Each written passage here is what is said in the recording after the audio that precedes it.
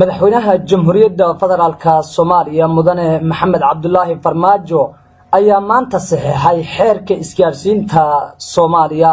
waxaana munaasabada ka soo qayb galay gudoomiyaha aqalka sare gudoomiyaha ku-xigeenka koowaad ee golaha shacabka wasiirka boostada iyo isgaarsiinta ee dawladda Soomaaliya iyo marti sharaf kale madaxweynaha Soomaaliya mudane Maxamed Cabdullaahi Farmaajo oo goobta ka hadlay kadib saxiixa ka bacdi ayaa sheegay in sharcigani uu muhiim u yahay dalka waxa xaqiiqiyan ama xaqiiqatan iska leh mahad ilaahi suurtagelina maanta halkan soo imaano oo aan halkan ku saxiixno sharcigan isgaarsiinta oo muddo dheer soo jiitamayay waxaan qayb ka ahaa heerarkii uu soo maray baarlamaanadii 12 sano hadda la sheegayo oo ay soo jirtay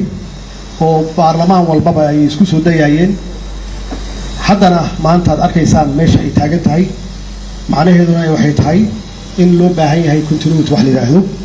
oo istabadhiga ama si joogto ah looga shaqeeyo hawshaas wuxuu soo maray heer kala duwan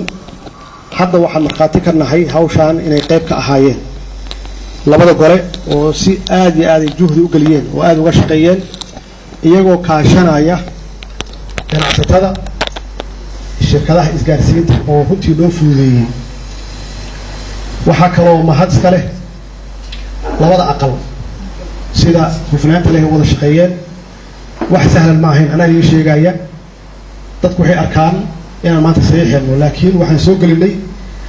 shaqo aad iyo aad u fara badan sharcigan uu maanta saxiixay madaxweynaha jamhuuriyadda federaalka Soomaaliya ayaa horey waxa uu soo maray marxalado kala duwan taasoo dhawaan ay ansixiyeen baarlamaanka dawladda Soomaaliya Maxamed Cabdi Cismaan Maxamed Faradheere Star TV magaalada Muqdisho.